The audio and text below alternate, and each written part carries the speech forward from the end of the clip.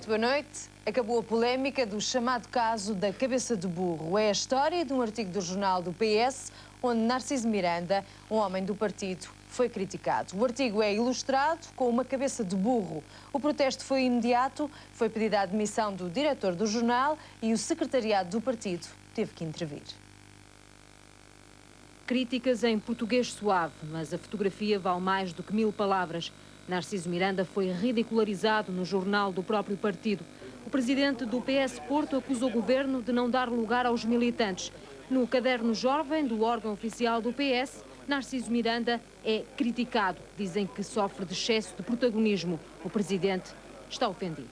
Fiquei chocado e sinto-me insultado. Fernando Gomes surgiu em defesa do companheiro do Norte. Eu tenho a solidariedade de todos os responsáveis políticos do Porto e penso que vai ter que a ter a outros níveis, nomeadamente ao nível do Secretariado Nacional. Mas a verdade é que entre os colegas da capital, tudo não passou de uma brincadeira de crianças. Garotices deste tipo têm que ser levadas à conta de garotices. Acho que são garotices inadmissíveis, mas são garotices.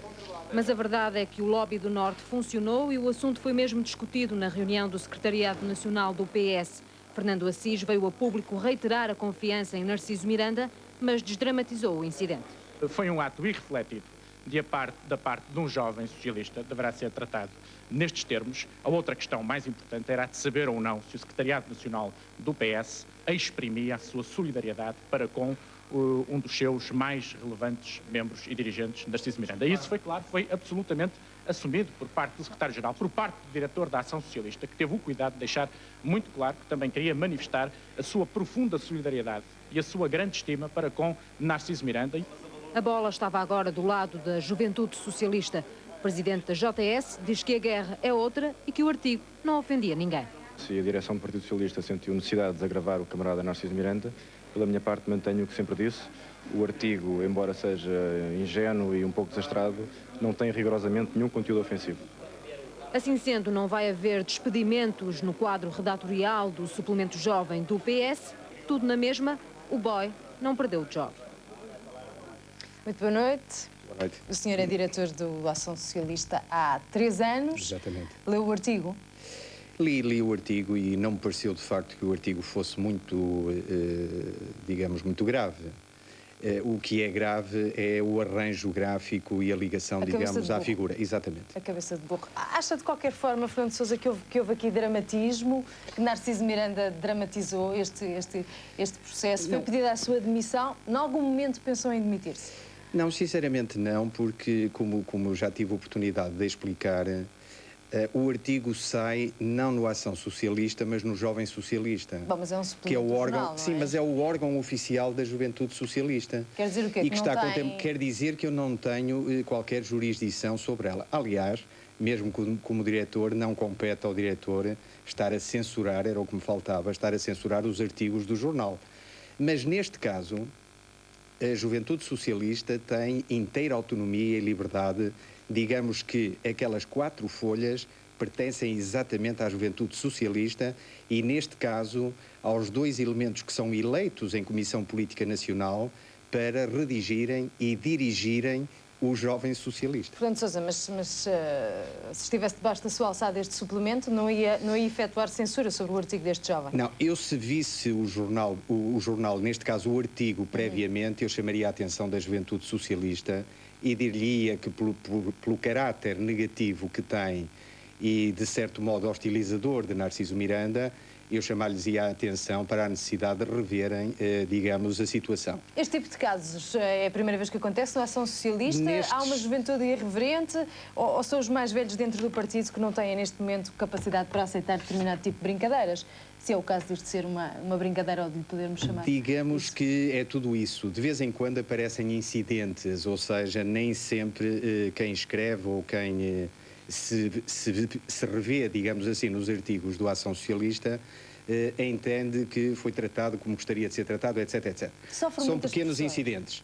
Sofre muitas pressões.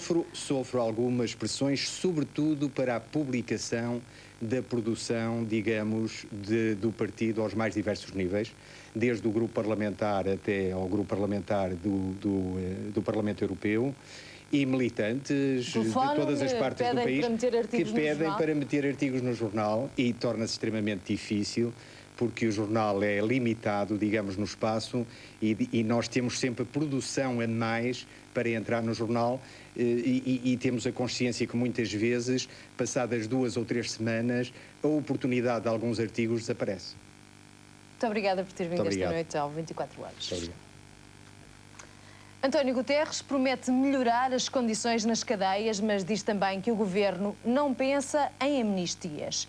Hoje os reclusos continuaram com os protestos que já se alargam a 8 cadeias do país. Consideram injusta uma amnistia que só vai abranger os casos FUP, FP25.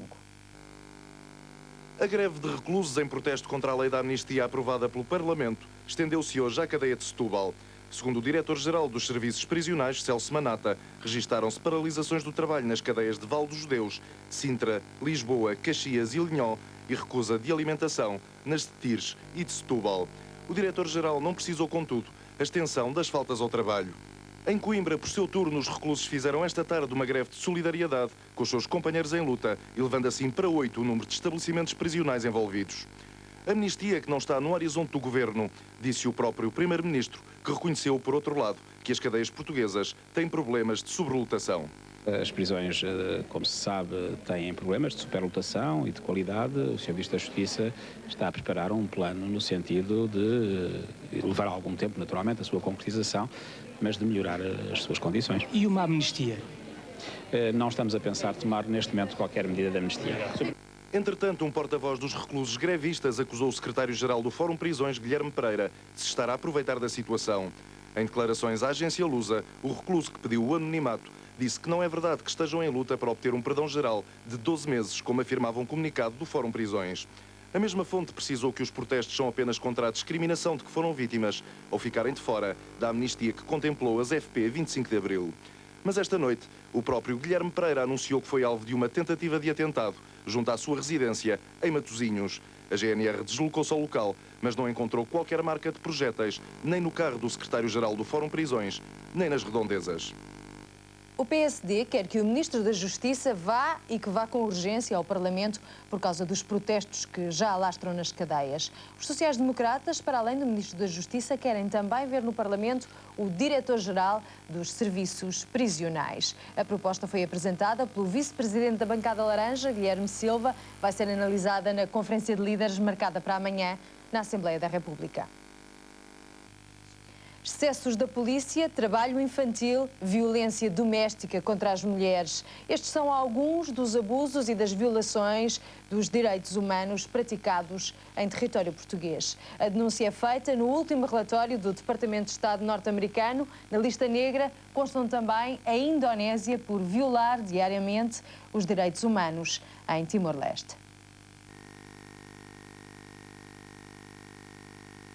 Em 32 páginas, o relatório dos direitos do homem do Departamento de Estado norte-americano para 1995 conta sobre a Indonésia uma história de horror na descrição do cotidiano em Timor-Leste, sob o domínio de Jacarta.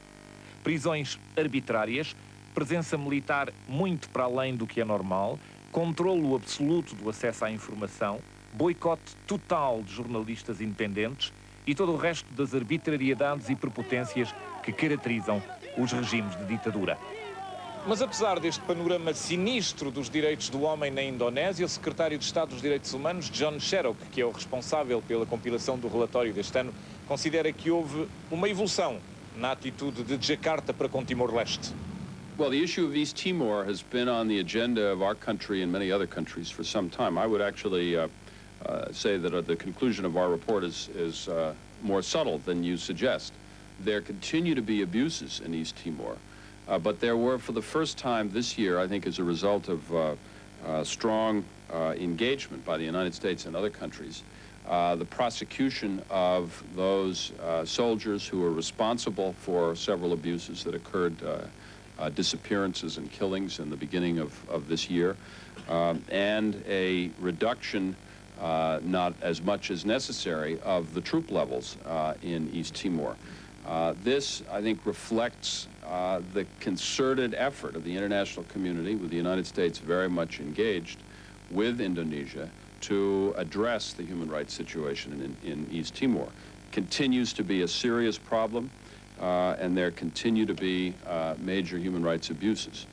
But it is exactly what these reports and our process of working on these abuses is all about. Quanto a Portugal, o relatório deste ano registra as já habituais referências ao trabalho infantil, violência da polícia, falta de condições nas prisões, morosidade do sistema de justiça e este ano um elemento novo, violência doméstica dirigida contra as mulheres.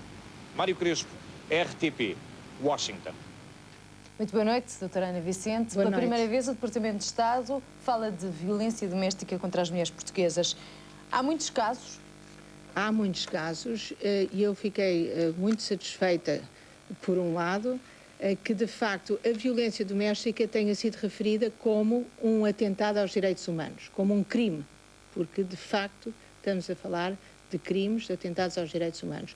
Há muitos casos. O ano passado pedimos à Universidade Nova para fazer um estudo científico com uma amostra representativa e, de facto, esse estudo concluiu que, só falando de agressões físicas domésticas, que cerca de 500 mil de mulheres com 18 e mais anos já foram vítimas desse tipo de violência. E que tipo de mulheres é que é vítima? Todos os tipos. Todos os tipos, todas as classes sociais? Todas as classes sociais, de todos os níveis de educação.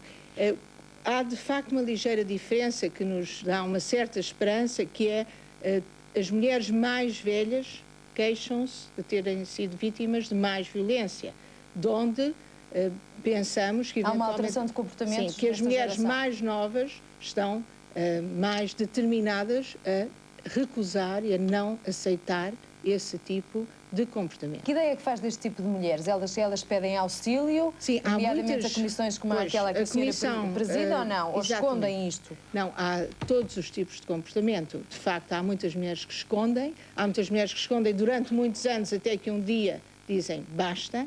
Há muitas mulheres que chegam à Comissão para a Igualdade e para os Direitos das Mulheres, ao nosso Serviço de Atendimento Jurídico, que funciona há mais de 20 anos e que atende um grande número de casos. Há muitas mulheres que chegam também à Associação de Apoio à Vítima e à Associação de Mulheres contra a Violência. E, de facto, hoje em dia fala-se muito mais deste tipo de violência, o que é muito positivo. Não quer dizer que haja mais. O que é importante é que, de facto, se reconhece que é um problema, que é um atentado. Eu gostava aqui de referir um caso dramático que ocorreu em Lisboa há 2 ou 3 dias e que se tratou efetivamente de uma morte anunciada. Como sabe, houve aquela mulher ameaçada de morte pelo companheiro que pediu proteção e, de facto, eu sinto-me profundamente angustiada porque as instituições, porque nós, sociedade... Considera que as instituições portuguesas protegem e defendem mal estas mulheres? Pois, certamente, porque efetivamente há muitos casos de mortes anunciadas. Há muitas mulheres que pedem proteção porque estão ameaçadas de morte e vêm a ser assassinadas, como foi o caso dela e dos filhos. E, portanto, há qualquer coisa que não está a funcionar a esse nível. Nós pensamos que são necessárias medidas, também medidas cautelares para separar o agressor da sua vítima.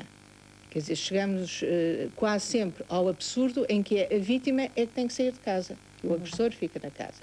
E muitas vezes levando, obviamente, os filhos com ela. Pensa que é preciso alterar a lei? Sim, pensamos que há alterações na lei, há estruturas de acolhimento e há, de facto, uma atuação policial preventiva que deveria ser adotada. Muito trabalho para fazer, portanto, ainda. Muito obrigada, doutora Ana Vicente. Muito obrigada pelo convite. Ao 24 horas. Daniel Bessa confirma divergências com o secretário de Estado do Comércio, Manuel dos Santos, mas afasta a hipótese de remodelação. Hoje vieram ao público notícias sobre eventuais mexidas no gabinete do Ministro da Economia. Por agora, foram desmentidas.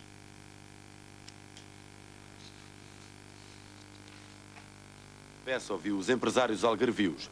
Incentivos financeiros para zonas menos favorecidas e gás de igual preço, quer propano, quer natural, foram algumas das medidas que Daniel Bessa pôde avançar aos empresários do Algarve. Se o Algarve perde o comboio do gás natural face ao resto do país e face a outros países, está numa situação muito difícil. Então o Sr. Ministro respondeu-nos em 2 vertentes. Vai estudar o dossiê do gás natural. O que ele pode garantir desde já é que, tanto no Algarve como no resto do país, as regiões que não tiverem abastecimento do gás natural terão propano ao mesmo preço do fornecimento do gás natural. Em relação à energia para o setor hoteleiro, o Sr. Ministro está a estudar a possibilidade de, portanto, se estabelecer um regime idêntico para as empresas industriais, da indústria transformadora. Em relação ao Algarve, Sr. Ministro, adiantou alguma... A questão do Algarve, o problema do ICEP, nós dissemos que é indispensável haver uma delegação do ICEP no Algarve, desde logo pelo turismo, e ele, portanto, também anunciou que no âmbito dessa reestruturação do Ministério da Economia, portanto, o ICEP irá ter essa delegação. Falámos também da questão de uma delegação do Fundo de Turismo. Pois, claro. Tinha peça sobre eventuais remodelações no gabinete de Daniel Bessa, remodelações desmentidas ainda hoje pelo próprio Ministro. As notícias sobre a eventual remodelação do Ministério da Economia, que passaria pela demissão do Secretário de Estado do Comércio, apontam várias divergências entre Daniel Bessa e Manuel dos Santos. A maior das discordâncias prende-se com o horário dos hipermercados aos domingos. Daniel Bessa confirma desentendimentos, mas diz nunca ter pensado em demissões. Na vida, quando nós nos encontramos confrontados com situações, sejam elas quais forem, eu diria, impossível que duas pessoas convirjam absolutamente sobre qualquer assunto que tenham na sua frente. Portanto, aqui e ali surgem apreciações diferentes, mas isso acontece em todos os momentos da vida. Mas não ao ponto de cessar em colaboração. Isso nunca me passou pela cabeça. A história de uma demissão que agora se diz nunca ter sido equacionada e que, por isso mesmo, é desconhecida do Primeiro-Ministro. Será difícil fazer uma remodelação sem que o Primeiro-Ministro saiba. Desta, o Primeiro-Ministro não tem conhecimento. De norte a sul do país, hoje houve protestos de trabalhadores da função pública e também de trabalhadores da indústria. Manifestaram-se contra o acordo social. A CGTP organizou tudo, incluindo o roteiro que acabou à porta do Primeiro-Ministro. Todos juntos contra a flexibilidade do horário de trabalho e a polivalência de funções. Trabalhadores dos transportes, indústria e função pública contra o que dizem ser atropelos dos direitos dos trabalhadores. Para a CGTP, o Governo está a dar passos atrás nesta matéria. Neste processo todo do orçamento, acho que é visível uma submissão aos interesses, aos objetivos, às grandes reivindicações do poder económico e dos seus representantes políticos, quando esse não é o caminho, não é com benesses e benefícios a quem já tem muito que se resolve o problema. Em desfile do Largo do Camões até à residência do Primeiro-Ministro para entregar uma moção que deixa clara a posição dos sindicatos que não subscreveram o acordo de concertação social. Nós entendemos que neste momento aquilo que está no acordo viola uma norma constitucionalmente consagrada, que é a norma que prevê a liberdade de negociação da contratação coletiva.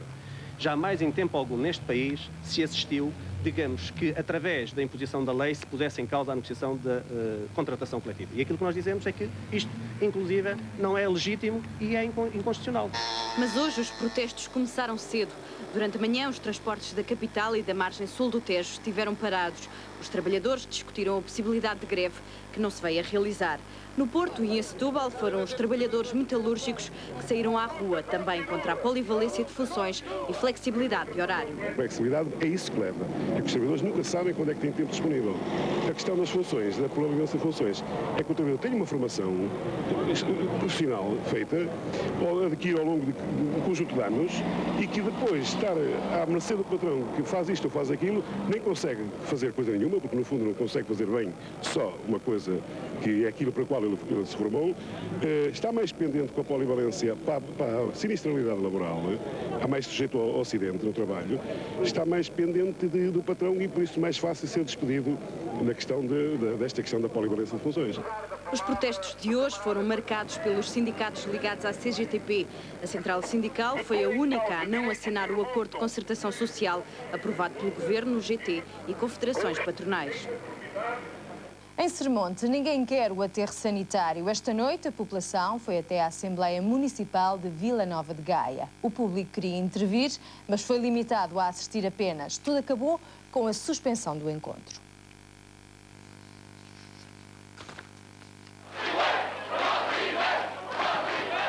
Ferveu o ambiente na Assembleia Municipal de Gaia. O povo de Sermonde veio em peso até à sede do Conselho acusar os autarcas de traição. O mais vaiado foi o vereador Barbosa Ribeiro, que já garantiu o aterro sanitário vai mesmo abranger terrenos de Sermonde. A população bate o pé, não querem o aterro e ponto final.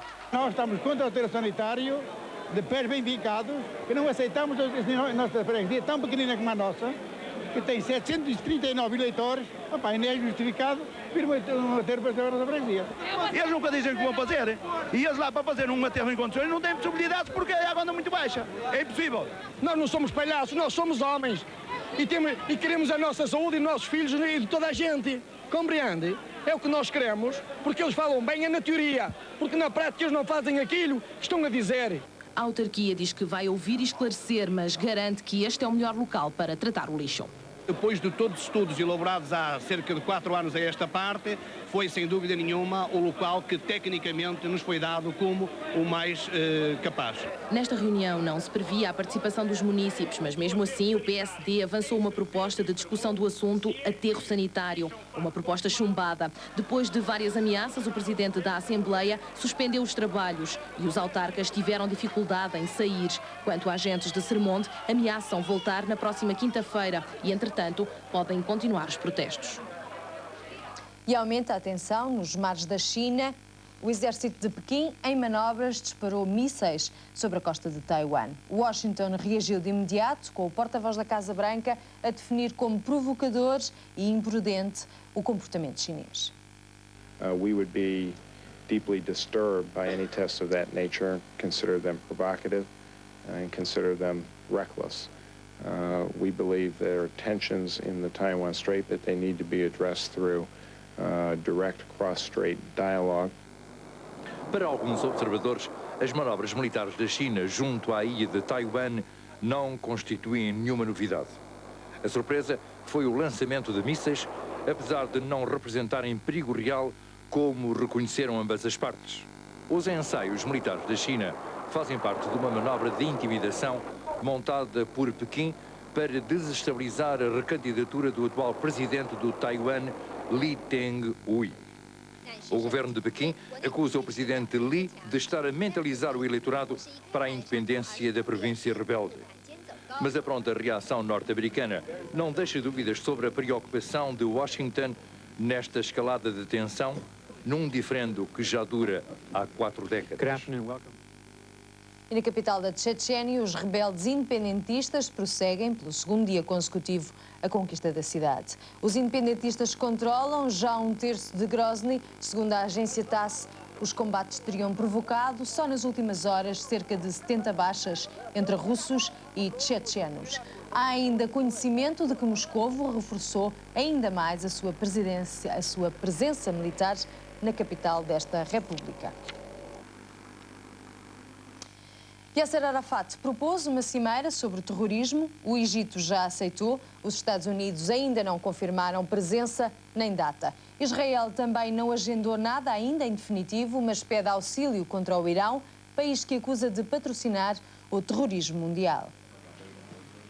Shimon Peres apelou em tom desesperado aos governos da União Europeia que parem de namorar com o regime do Irão. Para o primeiro-ministro de Israel, os líderes iranianos são mais perigosos que Hitler, porque este não tinha armas nucleares. Peres não tem dúvidas que o governo de Teherão é o treinador, o financiador e é quem arma e manda executar os crimes dos grupos terroristas do Líbano, da Jihad Islâmica e do Hamas. Palavras diretamente dirigidas para a França e para a Alemanha. Os senhores de Bona têm fortes alianças com os iranianos e há muitas empresas francesas que querem fazer negócios com congêneres de Teherão.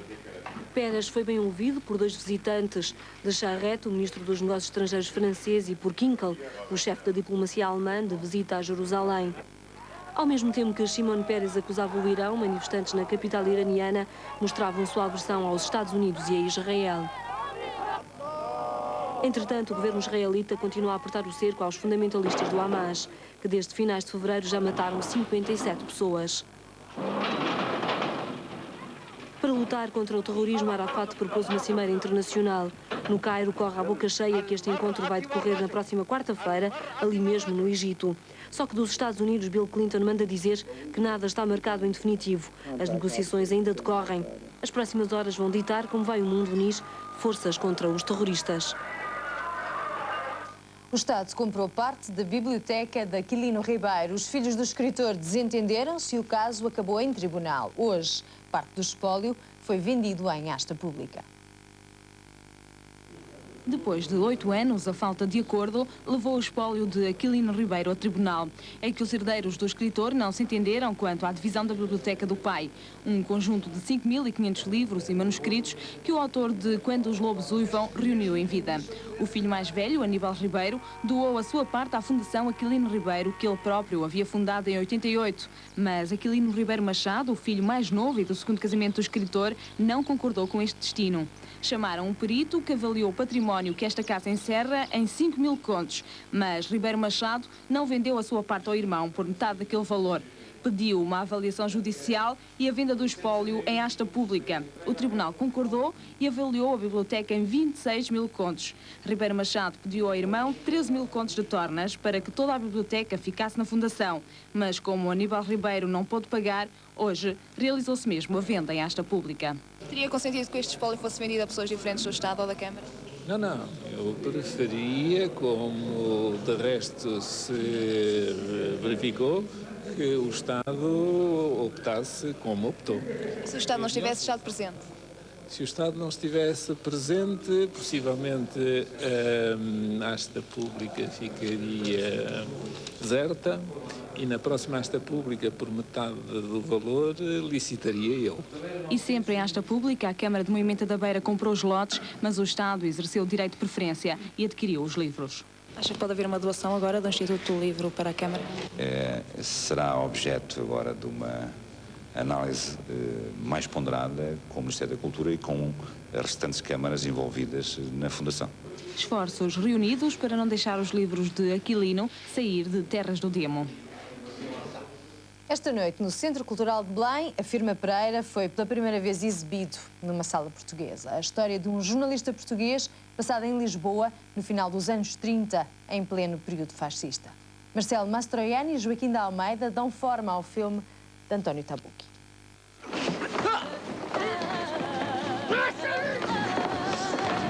Pronto, polizia? Sì, qui è la polizia. A Firma Pereira conta a história de um jornalista português em 1938. Salazar está no poder, a censura e a PIDE são uma realidade. E por mais que tente, Pereira não vai conseguir aliar-se dela. E para isso tem a ajuda de Manuel, um empregado de café. Manuel é um empregado de café, como todos os empregados de café. Conhece os seus clientes, conhece os hábitos dos seus clientes e, como com cada cliente, tem uma conversa diferente. Com o Pereira tem a conversa, sabendo que ele é jornalista, tem uma conversa a dar-lhe as notícias todos os dias daquilo que não sai nos jornais, daquilo que a censura não deixa sair nos jornais. Marcelo Mastroianni, Joaquim de Almeida e Daniel Otey, juntos em A Firma Pereira, um filme baseado no romance de António Tabucchi, realizado por Roberto Faenza. E normalmente mettere in piedi film così complessi, anche così costosi, oggi ci richiede molto tempo. Noi invece siamo riusciti in pochi mesi, in 3 o 4 mesi, una volta deciso di fare il film, a partire. E credo che ci ha sempre assistito una specie di magia positiva, di corrente positiva, per cui l'abbiamo fatto in tempi rapidi e con, direi, con grande facilità e entusiasmo da parte di tutti. Há um ano, a apresentação em Itália de A Firma Pereira foi um êxito. Esta noite, a antestreia foi em Lisboa. E em dia de aniversário, a RTP fez mais uma edição do festival. Eram 10 os candidatos à melhor canção. Venceu Lúcia Muniz. O Meu Coração Não Tem Cor, a letra é de Pedro Osório, uma canção que agora segue para outra prova.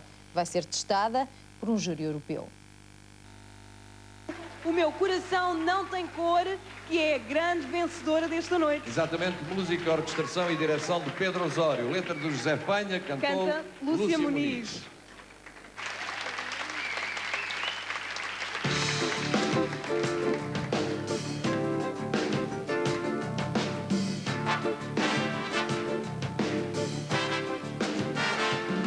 Andamos todos a rodar na roda antiga, cantando nesta língua que é de mel e de sal. O que está longe fica perto nas cantigas, que fazem uma festa tricontinental. Na associação há uma roda também. Chora-se o fado, rola-se o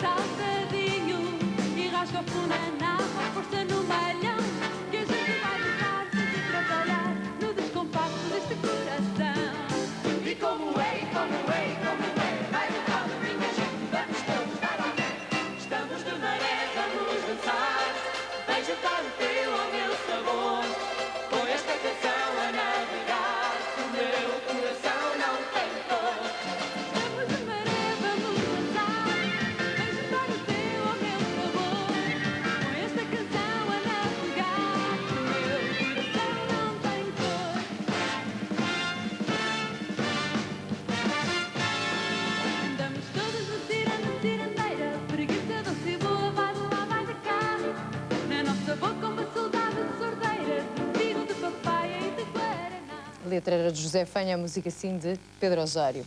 Este foi o 24 Horas, tenha uma boa noite e até amanhã.